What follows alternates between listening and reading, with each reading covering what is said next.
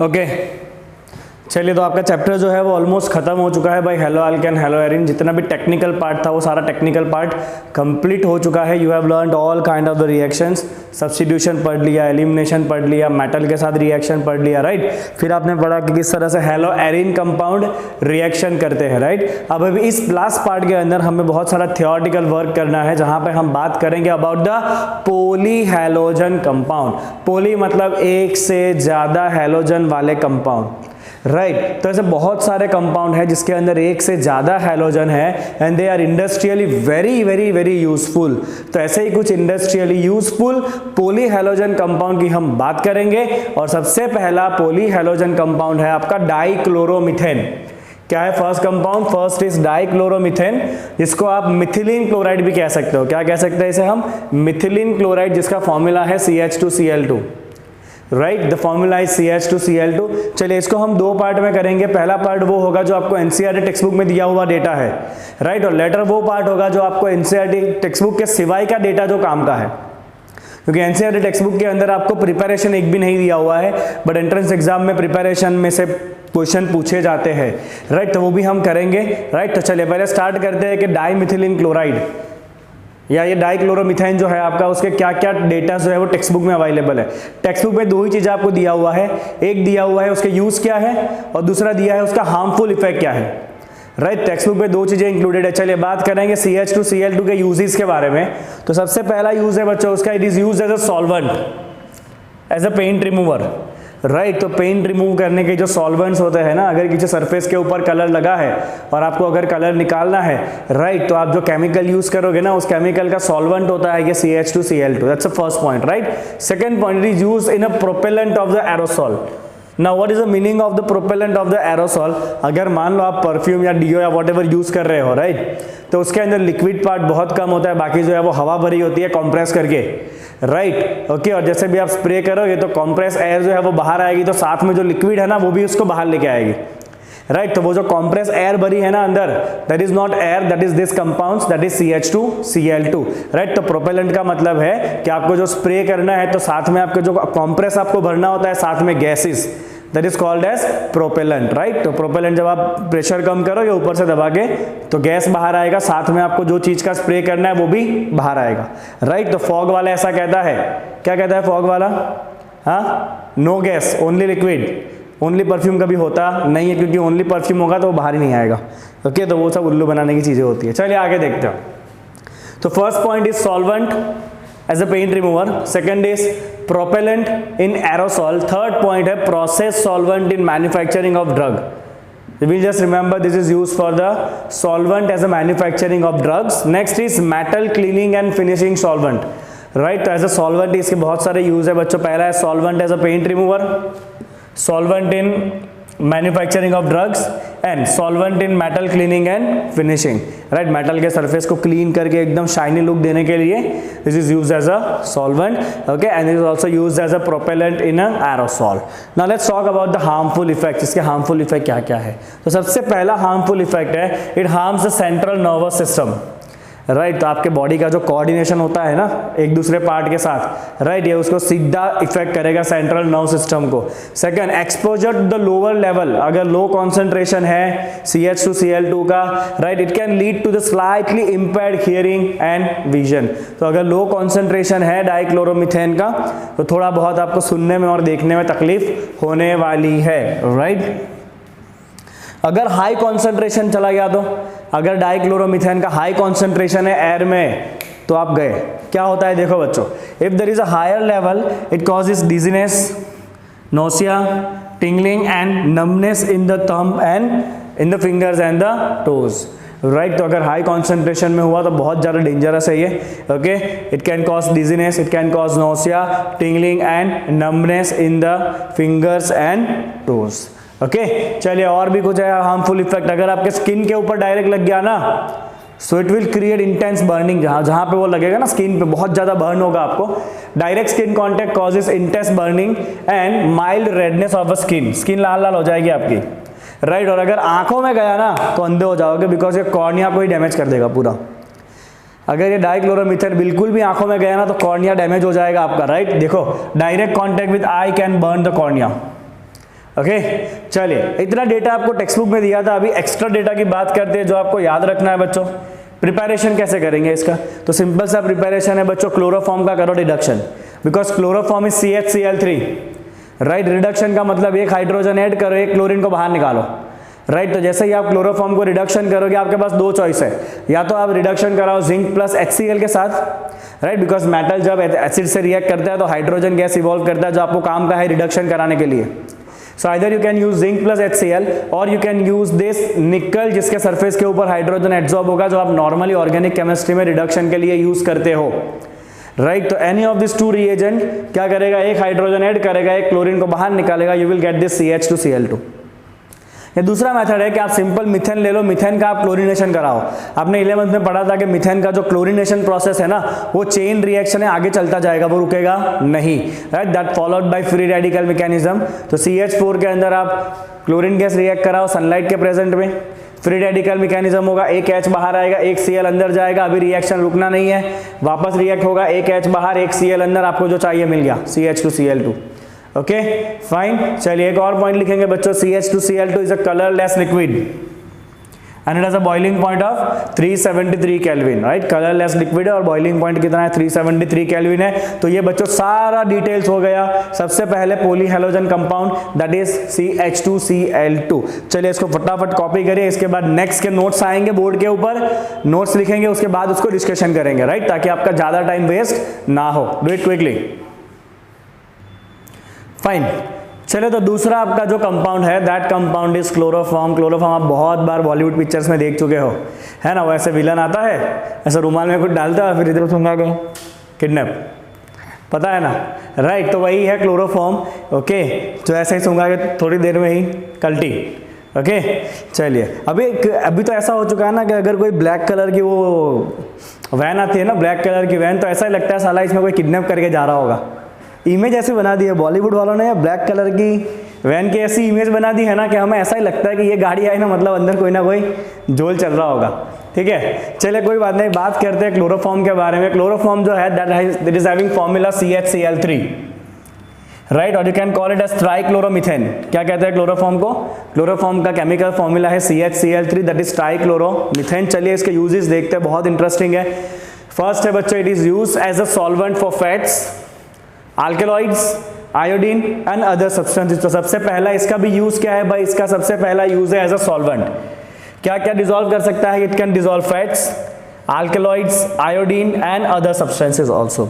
Second one, in the production of the refrigerant जो हम सबसे ज्यादा यूज करते हैं that is freon, okay, and freon is also called as R22। कौन सा है फ्रीऑन? Freon is R22। अभी आपके घर पे अगर एसी हो ना, तो उस एसी के कंप्रेसर पे आप देखना कौन सा गैस लिखा है, R22 लिखा है कि R12 लिखा है, बताना मुझे। हाँ, कि आपके घर पे जो एसी है उसके कंप्रेसर पे R22 मेंशन किया है कि R12 मेंशन किया है ना। ये जो R सीरीज के साथ जो नंबर होते हैं ना, वो गैस के कोड्स होते हैं। जब हायर स्टडीज करोगे ना तब आप डेफिनेटली सीखोगे। चलो कोई बात नहीं, आगे देखते हैं। So it is used in production of the freon which is refrigerant R22, right. Third one जो ये वाला, it is used as anesthesia. It is used as what? Anesthesia. Anesthesia मतलब बेहोश करने के लिए यूज होता है, ओके। एक होता है बेहोश, एक होता है मदहोश। मदहोश करता है अल्कोहल, बेहोश करता है ये chloroform, okay. It is used as general anesthesia in surgery, okay, but it has some toxic effects. इसके थोड़े बहुत टॉक्सिक इफेक्ट है, इसीलिए अभी क्लोरोफॉर्म यूज नहीं होता है एज एन एनेस्थेशिया। अभी क्लोरोफॉर्म की जगह पे ईथर यूज होता है, राइट। और जब क्लोरोफॉर्म को यूज भी किया जाता है ना एज एन एनेस्थेशिया, तो उसके साथ थोड़ा बहुत अल्कोहल मिक्स किया जाता है। क्यों? क्योंकि अगर क्लोरोफॉर्म एटमॉस्फेयर के कांटेक्ट में रहा ना, तो वो एक डेंजरस गैस में कन्वर्ट होता है, फोस्जीन में, जो यहाँ पे अभी आने वाला है, फोस्जीन वाला पॉइंट। तो एक बात ध्यान रखेंगे, जब भी chloroform as an anaesthesia use होगा तो इसके अंदर थोड़ा सा अल्कोहल ऐड हो जाता है। Alcohol is added to prevent oxidation, to prevent oxidation, right. एक बात ये आपको ध्यान रखनी है। चलिए आपके टेक्स्ट बुक में ये मेंशन नहीं किया गया। आगे देखते हैं बच्चों। चलो हार्मफुल इफेक्ट क्या है इसका?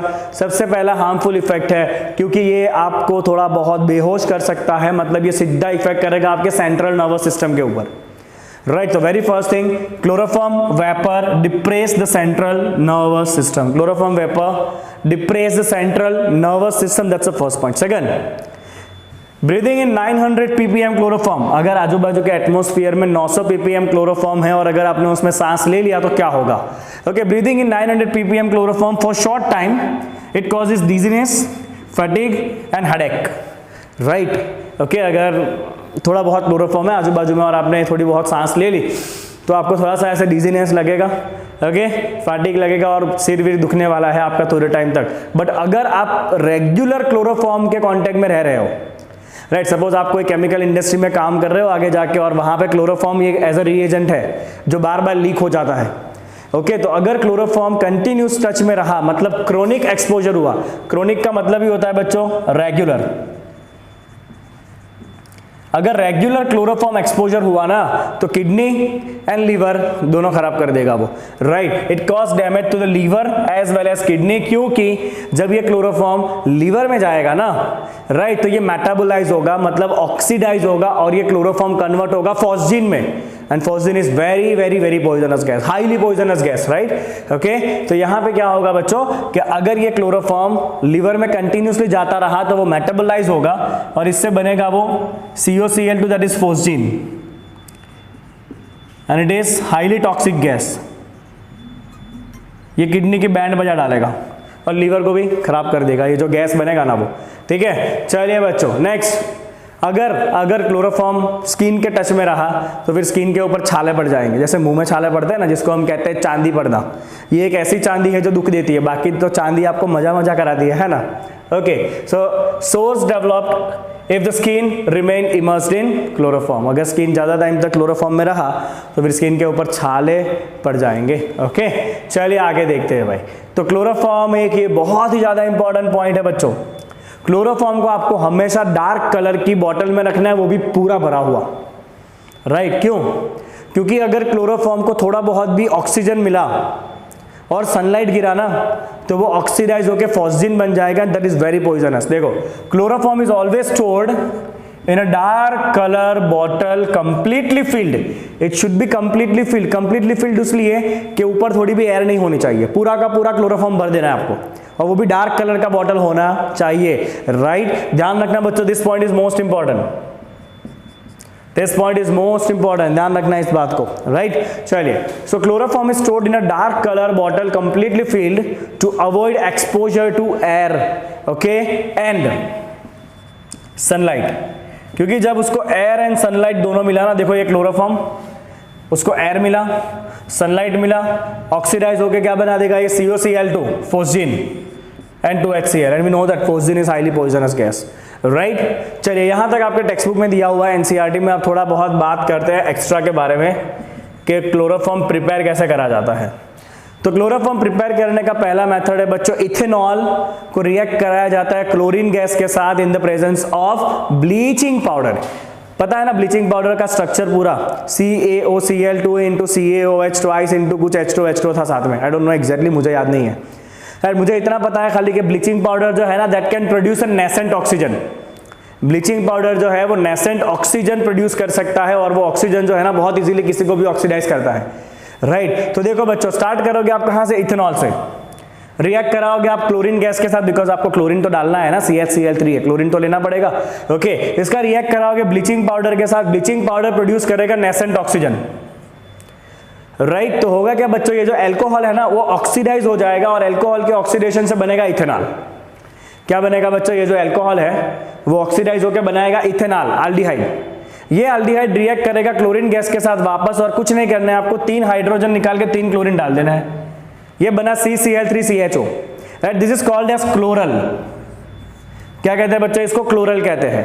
ये जो क्लोरल बना CCl3CHO, ये ब्लीचिंग पाउडर के दूसरे कंपोनेंट के साथ रिएक्शन करेगा,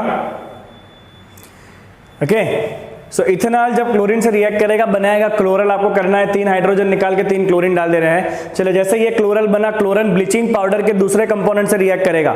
ब्लीचिंग पाउडर के अंदर बहुत सारी चीजें मिक्सचर होती है, उसका एक कंपोनेंट होता है कैल्शियम हाइड्रोक्साइड COH ट्वाइस। अब जैसे ही आपका ब्लीचिंग पाउडर का COH ट्वाइस क्लोरल से रिएक्ट करेगा, ये सीधा बना देगा chloroform CHCl3 plus calcium formate, जिसका हमें कोई काम नहीं है, हमें काम है इसका क्लोरोफॉर्म का, तो ये पहला मेथड है बच्चों प्रिपरेशन ऑफ क्लोरोफॉर्म का by the reaction of ethanol with chlorine in the presence of bleaching powder. पहले इथेनॉल ऑक्सीडाइज होकर इथेनॉल बनेगा, इथेनॉल में से क्लोरल बनेगा और क्लोरीन में से बनेगा ब्लीचिंग क्लोरोफॉर्म। दूसरा है बच्चों by the partial reduction of CCl4 by FeNH2, right. तो CCl4 इस कार्बन टेट्राक्लोराइड, उसका अगर आप रिडक्शन करोगे तो एक क्लोरीन बाहर जाएगा, एक हाइड्रोजन अंदर आ जाएगा, इससे बन गया क्लोरोफॉर्म। आपको यहाँ पे कैटालिस्ट लेना पड़ेगा आयरन, राइट। चलिए तीसरा मेथड है बच्चों, अगर आपको प्योर क्लोरोफॉर्म बनाना है, प्योर क्लोरोफॉर्म, तो प्योर क्लोरोफॉर्म बनाने के लिए आप ये क्लोरल का रिएक्ट कराओगे कॉन्सेंट्रेटेड अल्कली के साथ। यहां भी वही किया है, क्लोरल का रिएक्शन है COH ट्वाइस के साथ। इसकी जगह अगर आप क्लोरल का रिएक्शन कराओगे कॉन्सेंट्रेटेड NaOH के साथ, राइट, तो आपको प्योर अल्कोहल मिलने वाला है। You will get this, sorry alcohol नहीं, प्योर क्लोरोफॉर्म मिलेगा, दैट इज CCl3CH और दैट इज क्लोरल। ये क्या है भाई, आपको देखना पड़ेगा, दिस इज क्लोरल। हाँ, क्लोरल का रिएक्ट कराओगे कॉन्सेंट्रेटेड NaOH के साथ, इससे मिलेगा आपको pure chloroform plus HCOONA plus H2O, right. चलिए बच्चों एक और पॉइंट यहाँ पे लिखना है हमें कि जो क्लोरोफॉर्म है उसका बॉइलिंग पॉइंट कितना है। तो क्लोरोफॉर्म का जो बॉइलिंग पॉइंट है बच्चों it is 334 kelvin. I will add 1 2 more points here. मैं क्लोरोफॉर्म के एक दो और फिजिकल प्रॉपर्टी के पॉइंट ऐड करूंगा, राइट। छोड़ना क्यों है, जितना डेटा है सारा लिखना है। क्या पता एग्जाम में कहाँ से 4 मार्क आ जाए। वो कल का नीट का पेपर बहुत इजी था, ऐसा सुनने में आया है। देखते हैं हम कितने डॉक्टर निकाल पाते हैं इस बार, विल सी। चलिए physical properties,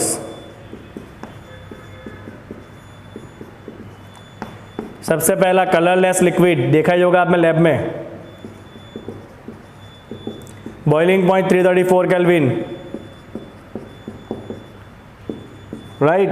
the vapour is combustible, इसकी जो वेपर है ना वो कंबस्टिबल है, right. Is possess sweet smell, पता ही है ना, मस्त स्मेल होती है। हमारे लैब में तो बच्चे खाली क्लोरोफॉर्म सूंघने के लिए आते हैं, okay. And soluble in alcohol and ether, बचा के रखना पड़ता है, soluble in alcohol and ether, it is soluble in alcohol and ether. चलिए तो इतना डेटा हो गया आपका क्लोरोफॉर्म का। फटाफट क्लोरोफॉर्म कंप्लीट करेंगे ताकि हम नया कंपाउंड डिस्कशन कर सके, दैट इज आयोडोफॉर्म। लिखिए इसको फटाफट पहले, चलिए ओके फाइन। चलिए नेक्स्ट पॉलीहेलोजन कंपाउंड की बात करेंगे, ओके। तो इसके आगे आपने किया क्लोरोफॉर्म, दैट वाज CHCl3। अब करना है iodoform, that is CHI3। Chlorine की जगह पे आयोडीन है, right. Let's discuss that iodoform. तो आयोडोफॉर्म के बारे में टेक्स्ट बुक में तो आपको 2 ही लाइन दिया हुआ है कि आयोडोफॉर्म जो है that is used as an antiseptic, right. Iodoform use होता है as antiseptic. What is antiseptic? Antiseptic मतलब अगर मान लो कभी आपको चोट लगी, राइट, और आपकी स्किन छिल गई तो उस स्किन को आपको साफ करना पड़ेगा ना पहले, राइट। तो उसको साफ करने के लिए आप जो लिक्विड लगाते हो, हम नॉर्मली लगाते हैं डेटॉल या Savlon, right. They are also antiseptic and sometimes you can also use this iodoform, जो पहले यूज होता था, right. Iodoform was use as antiseptic to make the skin और to make the burn free from the germs and all the bacteria and everything, right. It is antiseptic. इसका पूरा एक chapter है, आप पागल हो जाओगे, आखिरी चैप्टर है पूरा इसका, ये दवाई दवाई दवाई दवाई दवाई, okay। It is used as antiseptic due to liberation of the iodine. It is used as antiseptic क्योंकि वो आयोडीन लिबरेट करता है, वो खुद एंटीसेप्टिक नहीं है। हाँ, आयोडोफॉर्म, आयोडोफॉर्म जो है वो आयोडीन लिबरेट करता है and iodine has antiseptic property, right. चलिए, एंड प्रॉब्लम क्या है बच्चों इसको ज़्यादा यूज़ करने में, इसकी स्मेल बहुत गंदी है, राइट। आयोडोफॉर्म की स्मेल बहुत गंदी है, दैट इज वाई आयोडोफॉर्म अभी यूज होता नहीं है, ओके। चलिए बच्चों, किस तरह से ये प्रिपेयर होता है, तो इसके प्रिपरेशन का जो मेथड है ना दैट इज आयोडोफॉर्म टेस्ट, और ये आप अगले चैप्टर में पढ़ने वाले हो, आयोडोफॉर्म टेस्ट। मैंने अभी डिटेल में कुछ नहीं लिखा है, खाली इतना लिखा है कि बाय रिएक्शन ऑफ CH3CHOH, मतलब लास्ट सेकंड कार्बन के ऊपर अल्कोहल हो, या तो लास्ट सेकंड कार्बन कीटोन हो, राइट, या कार्बोनिल हो। लास्ट सेकंड कार्बन पे या तो अल्कोहल हो या तो लास्ट सेकंड कार्बन कार्बोनिल हो, राइट, CO ग्रुप हो। अगर ऐसे कंपाउंड का आप रिएक्शन कराओगे आयोडीन एंड Na2CO3 के साथ, ऐसे कंपाउंड का जब आप रिएक्शन कराओगे आयोडीन एंड Na2CO3 के साथ, आपको येलो कलर के प्रेसिपिटेट मिलेंगे, that precipitate is of iodoform, right, okay. तो जब ये कंपाउंड, आगे कुछ भी हो सकता है, कार्बन का चेन डजंट मैटर, यहाँ भी आगे कुछ भी हो सकता है, H हो या कार्बन का चेन हो, व्हाटएवर, राइट। जब ये कंपाउंड का आप रिएक्शन कराओगे आयोडीन एंड Na2CO3 के साथ, आपको येलो प्रेसिपिटेट मिल जाएंगे आयोडोफॉर्म के, yellow precipitate of iodoform is obtained. ठीक है, चलिए बच्चों प्रॉपर्टी की बात करते हैं। जैसे मैंने पहले ही बता दिया, येलो कलर के क्रिस्टल मिलेंगे इसके, जिसका मेल्टिंग पॉइंट है करीब 392 केल्विन, मतलब ये सॉलिड फॉर्म में होगा। Iodoform is in solid form. चलिए नेक्स्ट बात करेंगे बच्चों दूसरे कंपाउंड के बारे में, जो है आपका फ्रीऑन्स। फ्रीऑन्स है क्या? Freons are those compound which contain chlorine fluorine both together. Freon में क्लोरीन भी होगा, फ्लोरीन भी होगा, so they are chlorofluoro compounds of either methane और इथेन। उससे ज्यादा बड़ी चेन नहीं चाहिए। एक कार्बन वाला क्लोरोफ्लोरो कंपाउंड या 2 कार्बन वाला क्लोरोफ्लोरो कंपाउंड, उसी को कहते हैं freon. So it is basically chlorofluoro compounds of methane and ethane. चलिए इसके कुछ इंपॉर्टेंट प्रॉपर्टीज देखते हैं बच्चों। पहला property, it is extremely stable, it is unreactive, it is non toxic, it is non corrosive, and the very important thing is easily liquefiable gas. Right, ये easily liquefy हो जाता है कंप्रेस करने पे। राइट, और जब ये वापस एक्सपांड होगा ना, तो जब ये एक्सपांड होगा तब क्या करेगा, एटमॉस्फेयर में से हीट को एब्जॉर्ब करेगा, and because of that it produce the cooling effect. Right, आपके घर पे जो एसी होता है या आपके घर पे जो रेफ्रिजरेटर्स होते हैं ना, राइट, उसके कॉइल में जो गैस जाता है ना, जिसे आप कहते हैं गैस उड़ गया, तो वो गैस और कुछ नहीं होता, ये गैस होता है फ्रीऑन। राइट, क्योंकि कंप्रेसर में जैसे ही फ्रीऑन जाएगा ना, ओके, तो कंप्रेसर जैसे ही फ्रीऑन को कंप्रेस करेगा, फ्रीऑन बन गया लिक्विड। राइट, अब ये लिक्विड जो है ना, वो पतली, जो आप कभी आप एसी के पाइप देखना, उसके अंदर 2 कॉपर के पाइप होते हैं, देख लेना। आपके घर पे जो एसी का पाइपिंग होता है ना, उसमें 2 कॉपर के पाइप होते हैं। एक बड़ी साइज का होगा जिसका डायमीटर बड़ा होगा, और एक पतली साइज का होगा जिसका डायमीटर छोटा होगा। देख लेना, आपको देखना है तो। Right, okay. अब जो पतले वाला आपका पाइप है ना, उस पतले वाले पाइप में से वो लिक्विड फ्रीऑन आएगा। कहाँ तक आएगा? आपके घर का जो इंडोर यूनिट होगा ना, घर के अंदर जो इंडोर यूनिट होता है ना, वहां पे आप जब इंडोर यूनिट को खोलोगे ना, तो ऐसे कॉइल होते हैं। राइट, देखना आप, ओके। अब जैसे ही वो लिक्विड फ्रीऑन आया है, वो उस कॉइल में से घूमेगा ना, राइट, तो क्योंकि प्रेशर डाउन हो जाएगा तो बहुत इजीली वो एक्सपांड होगा तो वापस वो गैस बन जाएगा। और जब वो गैस बनेगा ना, राइट, अगर लिक्विड को गैस बनना है तो उसको हीट चाहिए, अपने आप तो होगा नहीं। राइट, तो जब वो लिक्विड वापस एक्सपांड होगा ट्यूब के अंदर, तो एटमॉस्फेयर में से वो हीट को खींच लेगा। इससे क्या होगा, जो हवा थ्रो हो रही है ना, वो हवा जो है वो ठंडी ठंडी हवा वो थ्रो करेगा। Right, okay. बहुत लोगों को ये मिसअंडरस्टैंडिंग होती है कि भाई एसी जो क्या है ना, एसी ऐसा करता है कि बाहर से ठंडी हवा खींचता है और घर में डालता है। ऐसा कुछ नहीं होता है भाई, ऐसा कुछ नहीं होता है। वो बाहर से तो जो है ना, वो तो पूरा एक क्लोज लूप होता है, खाली गैस को ले जाने का। एसी जो है वो आपके घर की ही गर्म हवा को खींचेगा, उसको ठंडी करके वापस भेजेगा। बाहर से कोई हवा अंदर आती ही नहीं है। तो कई लोग ऐसे सोचते हैं, अरे बाप रे, बाहर इतनी गर्मी है तो एसी कहाँ से कूलिंग देगा, बाहर से इतनी गर्म गर्म हवा अंदर आ रही है। भाई वो कुछ नहीं आता है, वो कंप्रेसर तो अपना काम बाहर ही करता है। कंप्रेसर कोई हवा को अंदर नहीं लाता है। कंप्रेसर तो खाली क्या करेगा, उसके पास जो एक्सपांड होके गैस गया है ना, वो गैस को वापस कंप्रेसर कंप्रेस करेगा, उसको लिक्विड बनाएगा।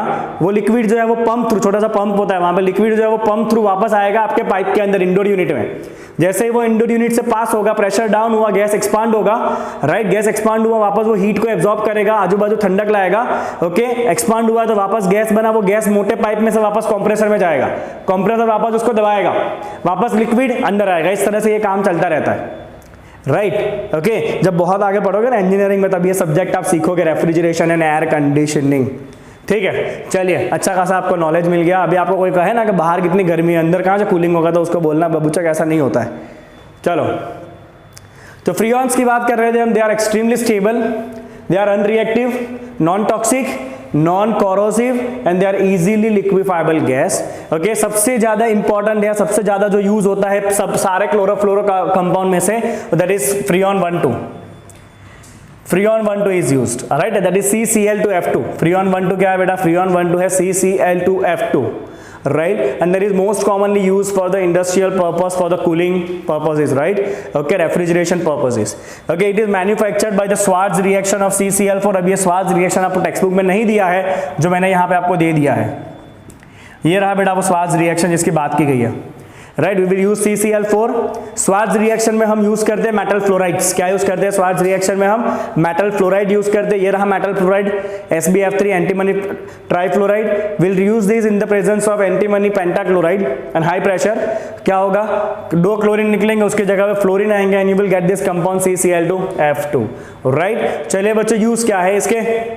यूज बहुत सिंपल से, पहला यूज तो आपको पता ही चल गया, रेफ्रिजरेशन में यूज होता है, एयर कंडीशनिंग में, right. And it is also use for aerosol propellant, जो पहले बताया ना वो स्प्रे वाला, it is also use for aerosol propellant, right. Problem यह है बच्चों के, अगर कभी गैस के पाइप में लीकेज हो गया ना, तो ये फ्रीऑन जो है ना वो नॉन रिएक्टिव। प्रॉब्लम क्या है वो समझो, फ्रीऑन जो है वो नॉन रिएक्टिव है, ये रहा, it is unreactive and extremely stable. मतलब अगर कभी एसी में से या फ्रीज में से ये फ्रीऑन लीक हो गया तो वो किसी और के साथ रिएक्ट नहीं करेगा, वो लीक होकर धीरे धीरे धीरे धीरे ऊपर जाएगा विदाउट रिएक्टिंग विद एनीवन, और वो पहुंच जाएगा स्ट्रेटोस्फीयर तक। और स्ट्रेटोस्फीयर में होता है ओजोन लेयर, और जैसे ये स्ट्रेटोस्फीयर में पहुंचेगा ना, उसके बाद ये स्ट्रेटोस्फीयर की बैंड बजा देगा। ये आपने 11th स्टैंडर्ड में पढ़ा था आखिरी चैप्टर में, राइट। कि अगर एक भी क्लोरोफ्लोरोकार्बन ऊपर गया ना, तो करीब करीब 10 लाख ओजोन को वो क्या करेगा, डिकम्पोज कर देगा by the free radical chain reaction. Chain में रिएक्शन होता जाएगा, ओजोन बेचारे टूटते जाएंगे, राइट। तो that means if this will goes up in the stratosphere, they will destroy the ozone layer in that particular region, right. तो ये हो गया बच्चों सारा detail about the freons, this is about the iodoform. चलिए लिखना बाकी हो तो लिख लीजिए, और फिर हम लाते हैं दो और बाकी बचे हुए कंपाउंड्स को। 2 कंपाउंड बचे हैं अभी, उसके बारे में बात करेंगे अभी।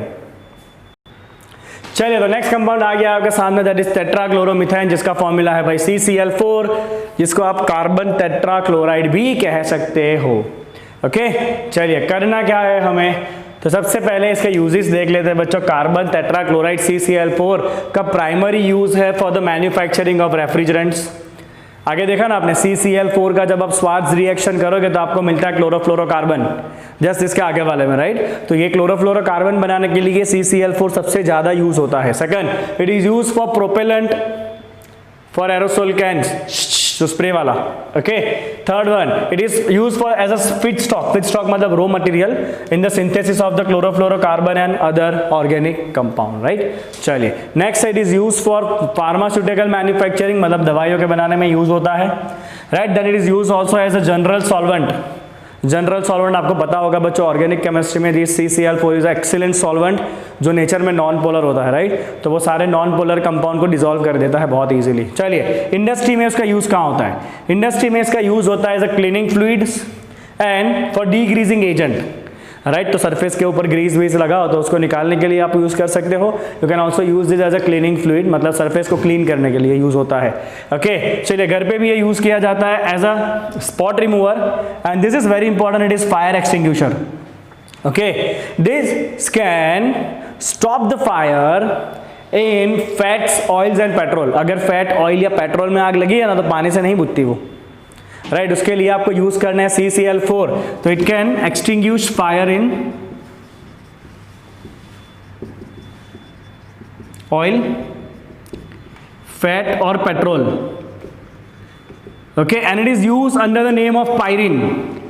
किस नाम से यूज होता है बेटा, ये आपका यूज होता है under the name of pyrene. CCl4 is use under the name of pyrene as a fire extinguisher, right. Pyrene के नाम से ये फायर एक्सटिंग्विशर में यूज होता है। रीजन ये है कि इसके जो वेपर बनेंगे ना, जब जहां भी आग लगी है वहां पे आपने CCl4 डाला तो CCl4 वेपराइज हो जाएगा, और इसके जो वेपर है ना वो एयर से ज्यादा डेंस है, राइट। मतलब वो फायर के आजू बाजू में वेपर एक लेयर बना लेगा और ज्यादा ऑक्सीजन को वहां पे आने नहीं देगा, तो आग जो है वो अल्टीमेटली बुझ जाएगी, राइट। तो its vapours are heavier than air, right. तो वो क्या करेगा, जो एयर का सप्लाई है वो सप्लाई को ही तोड़ देगा, तो आग बंद हो जाएगी, राइट। चलिए बच्चों आगे देखते हैं अगला सवाल क्या, अगला क्या है, हार्मफुल इफेक्ट कहाँ पर है इसके। पहले यूज वापस एक बार क्विकली देखते हैं। Use for the manufacturing of refrigerant, propellant, feedstock for CFCs, pharmaceutical manufacturing, general solvent, industry में यूज होता है cleaning fluid, degreasing agent, right. Home use होता है ये for spot remover and fire extinguisher under the name of Pyrene. Okay, चलिए आगे देखते हैं बच्चों हार्मफुल इफेक्ट क्या क्या है। बहुत सारे हार्मफुल इफेक्ट है, देखो पूरा भर के हार्मफुल इफेक्ट है। सबसे पहला, it can cause a liver cancer, it can cause a liver cancer. Second, it can cause dizziness, light headnessness, nausea and vomiting which can cause permanent damage to the nerve cell, right. देख लो कितने सारे इसके harmful effect है। Dizziness है, light, this is H, light headedness, right? Then nausea, vomiting, and this will ultimately lead to the permanent damage to the nerve cells. So nerve system पे effect करेगा ये जाके. Okay, चलिए बच्चों, this effect can lead rapidly to the stupor, coma, unconsciousness और death. मतलब ये सारी जो इफेक्ट है ना, राइट, जब ये कॉम्युलेट होगी ना इफेक्ट्स, तो कॉम्युलेट होके वो या तो कोमा में ले जाएगी या तो बेहोश कर देगी और कई बार डेथ भी हो जाती है, राइट. तो CCl4 is actually very harmful. आगे देखिए बच्चों, चलिए, exposure to CCl4 make the heart beat irregularly. Regular में तो प्रॉब्लम ही क्या है ना. It can make the heart beat irregularly और it can even stop your heart to beat, right. ये आपके दिल को ही रोक देगा, अटैक आ जाएगा आपको, right. So exposure to CCl4 make the heart beat irregular और इट मे स्टॉप. चलिए, it also irritate the eye on contact, right. आंखों को भी नुकसान होगा इससे. एक और problem, ozone layer depletion. CCl4 जैसे जैसे ऊपर जाएगा, स्ट्रेटोस्फीयर में पहुंचेगा, वहां पे जाके रेडिकल चेन रिएक्शन करेगा, ओजोन को डिप्लेट करेगा. ओजोन डिप्लेट हुआ तो अल्ट्रावायलेट रेडिएशन जो है वो अर्थ तक ज़्यादा पहुंचेंगे. अल्ट्रावायलेट रेडिएशन पहुंचे तो उससे स्किन कैंसर हो सकता है, आंखों में प्रॉब्लम हो सकती है और बहुत सारी चीज़ें हो सकती है आपको, right. So when rise to the atmosphere it deplete the ozone layer. इससे क्या होगा, which increase the exposure to the UV rays and which lead to the skin cancer, eye disease and disorder and disruption in immune system. Okay, इतने सारे इसके harmful effect आपको थोड़ा दिमाग पे जोर डाल के याद करना पड़ेगा. चलिए, इसके बारे में एक्स्ट्रा कंटेंट लिखेंगे कि इसका प्रिपरेशन कैसे होता है, ठीक है, हाउ टू प्रिपेयर दिस, और एक दो और फिजिकल प्रॉपर्टीज की लिखनी है हमें. चलिए, लेट्स सी. प्रिपरेशन लिखते हैं, अभी एक्स्ट्रा कंटेंट है इसका, टेक्स्ट बुक का कंटेंट खत्म हो चुका है. चलिए, preparation.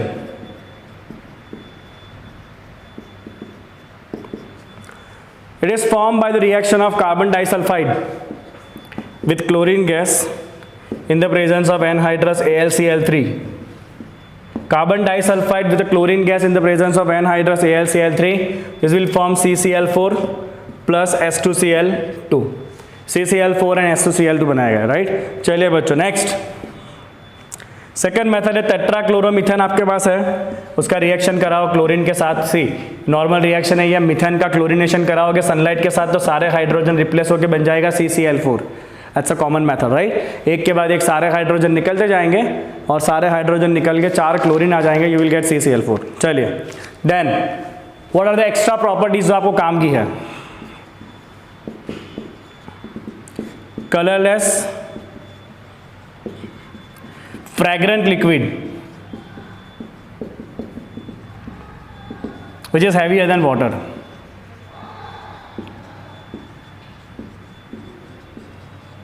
Second, insoluble in water, क्योंकि खुद नॉन पोलर है ना, तो पानी में कैसे डिजॉल्व होगा, but soluble in ethanol and ether. Soluble in ethanol and ether, right. Boiling point है 350 केल्विन. ओके, चलिए. और अगर बहुत हाई टेम्परेचर पे वो पानी के कांटेक्ट में आएगा तो फोस्जीन बनाएगा एट वेरी हाई टेम्परेचर. ये पॉइंट भी मेंशन कर ही लेते हैं. Temperature above 773 kelvin it forms phosgene. आगे जो डिस्कशन कर चुके हैं हम फोस्जीन के बारे में विद वाटर. तो बहुत हाई टेम्परेचर पे अगर आग लगी बच्चों और टेम्परेचर आपको लगा कि बहुत ज़्यादा राइज हुआ है, अगर टेम्परेचर 500-600 डिग्री तक पहुंच गया, टेम्परेचर इससे ज़्यादा है अगर आपने वहाँ पे इसको यूज़ किया ना एज अ फायर एक्सटिंग्विशर और पहले आपने पानी भी डाल चुके हो तो फिर तकलीफ हो जाएगी, फोस्जीन प्रोड्यूस होगा, आपको भागना पड़ेगा वहाँ से, नहीं तो आप वहीं पे घुट के मर जाओगे. समझे, phosgene is highly poisonous gas, right. चलिए, तो ये हो गया आपका each and everything about the carbon tetrachloride CCl4. अभी आपका आखिरी एक बचा हुआ है जो है DDT. इतना बड़ा नाम है DDT, that is dichloro diphenyl trichloroethane. बात करेंगे इसके बाद, कंप्लीट करो. चलो इसको पहले, ओके. चलिए भाई, शुरू करते हैं फटाफट और ख़त्म करते हैं. अब तो शुरू कहाँ, अब तो ख़त्म करने का टाइम है ना. चलिए, लास्ट कंपाउंड है बच्चों DDT. DDT का फुल फॉर्म है PP dash para para dash dichloro diphenyl trichloro ethane, चलिए इसका स्ट्रक्चर बनाते हैं पहले। हाँ, सबसे पहला ध्यान जाएगा इथेन के ऊपर। इथेन मतलब कितना कार्बन, इथेन मतलब 2 कार्बन, राइट। तो मैं रखूंगा यहाँ पे 2 कार्बन, ध्यान से देखना, ये 1 कार्बन और ये दूसरा कार्बन। स्ट्रक्चर कैसे बनाना है देखना ध्यान से। ये हो गया आपका इथेन। अब इथेन पे आपको रखना है बच्चों डाइफिनाइल डाइक्लोरो, राइट। तो आप क्या करोगे, 2 फिनाइल रिंग बनाओगे जिसके पैरा पोजीशन के ऊपर क्लोरो होगा। ये 1 फिनाइल रिंग, पैरा पे क्लोरो, यहाँ पे जोड़ दो, राइट, इस कार्बन के ऊपर। ये दूसरा phenyl ring, make it like this, right. चले पैरा पे क्लोरो यहाँ पे जोड़ दो। तो ये हो गया बच्चों आपका सबसे पहला काम, दैट इज डाइक्लोरो डाइफिनाइल। क्या हुआ है आपका, डाइक्लोरो डाइफिनाइल, दोनों क्लोरो पैरा के ऊपर है। चलिए अब क्या करना है, साथ में आपको करना है ट्राइक्लोरो। अब ये ट्राइक्लोरो इसके ऊपर रखना है, 1 2 3 ट्राइक्लोरो एंड इथेन। इथेन मतलब आपको ये तो जोड़ना ही पड़ेगा ना 2 कार्बन को, तो इसके वैलेंसी बढ़ने के लिए एक हाइड्रोजन चाहिए। तो ये हो गया आपका स्ट्रक्चर ऑफ डीडीटी। वापस एक बार, पहले इथेन, इसके ऊपर डाइक्लोरो डाइफिनाइल, दोनों क्लोरो पैरा पे, इसके ऊपर ट्राइक्लोरो, राइट, और फिर दोनों को जोड़ दो, इसके ऊपर एक एक्स्ट्रा हाइड्रोजन आएगा। चलिए फटाफट सारी इसकी प्रॉपर्टी पढ़ लेते हैं क्या है वो, राइट।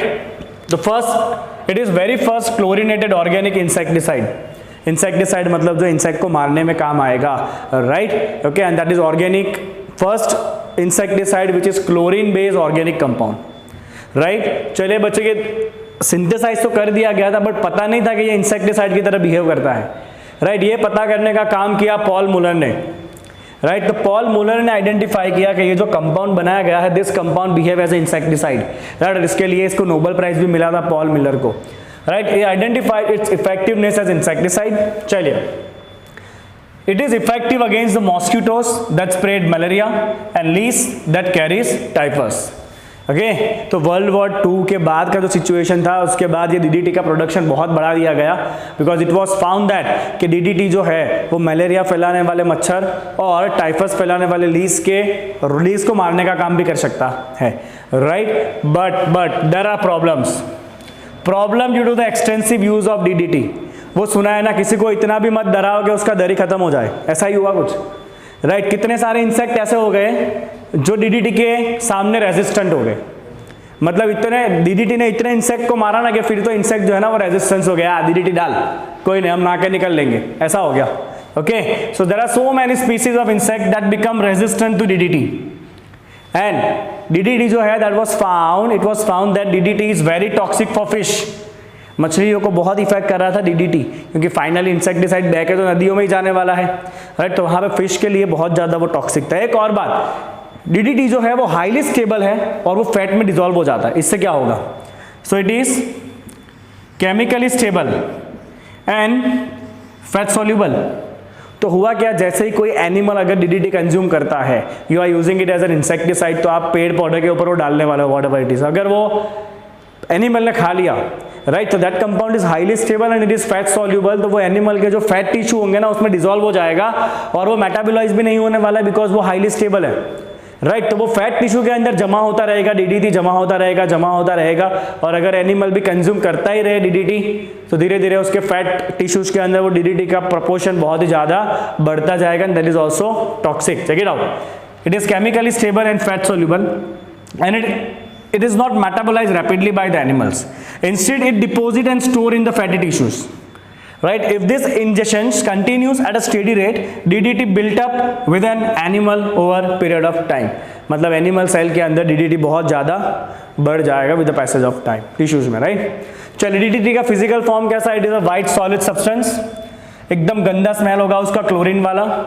अगर डीडीटी पड़ा हुआ है तो आपकी आंखों को थोड़ा सा इरिटेशन होगा, बिकॉज वो क्लोरीन छोड़ता रहता है, eyes gets irritated and it may also cause cancer भी कर सकता है वो आपको, राइट। तो यहाँ पे आपके सारे के सारे पोली हेलोजन कंपाउंड जो है वो कंप्लीट होते हैं। हमने 6 पोली हेलोजन कंपाउंड किए हैं और आप एक्सपेक्ट कर सकते हो एग्जाम में इसमें से एमसीक्यू तो आना ही है, डेफिनेटली आना है, 2 मार्क की कोई थियरी भी आपको पूछी जा सकती है।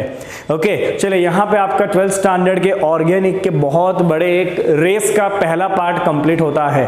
ओके, अभी इसके एक्सरसाइज और एक्स्ट्रा एमसीक्यू सॉल्व करना बाकी है, 2 चीजें और करेंगे। एक करेंगे इसका एनसीईआरटी एक्सरसाइज, और उसके बाद मैं आपको कराऊंगा इसके एंट्रेंस लेवल के एमसीक्यूज जो मैंने अलग से कुछ बना के रखे हैं अच्छी अच्छी बुक्स में से। ओके, चलिए आज के लिए इतना ही, मिलेंगे वापस कल।